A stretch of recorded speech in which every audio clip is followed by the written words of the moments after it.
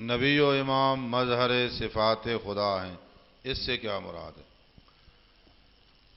مظہر صفات خدا یعنی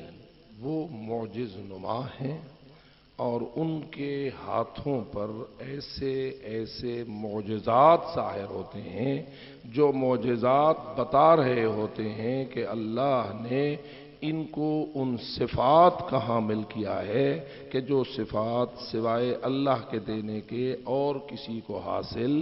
نہیں ہو سکتے ہیں۔ اور یہی وجہ ہے کہ جب بھی امیر المومنین ٹھوکر مارتے ہیں تو مردہ زندہ ہو جاتا ہے، جب امیر المومنین انگلی کا اشارہ کرتے ہیں تو سورج پلٹ آتا ہے۔ تو اس طرح معجز نما ہونے سے عبارت ہے، ورنہ واضح سی بات ہے کہ صفات خدا منتقل تو نہیں ہوتے ہیں ائمہ خدا علیہ الصلوۃ والسلام کی طرف، مظہر ہیں۔ مظہر کا معنی ہوتا ہے جائے ظہور،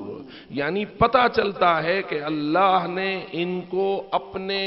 صفات کی نشانیاں بنا دیا ہوا ہے، اور ان کی معجز نمائی کو دیکھ کر تجھے قدرت الہی کا پتہ چلے گا، ان کے علم کو دیکھ کر تجھے علم الہی کا پتہ چلے گا، ان کی عصمت کو دیکھ کر تجھے خداوند عالم کا وہ کمال نظر آئے گا جو وہ کسی معصوم کو عطا فرما سکتا ہے۔ اور اس طرح ان کی ذوات قدسیہ اپنے کمالات کے اعتبار سے اللہ کی صفات کا جائے ظہور بن جاتی ہے۔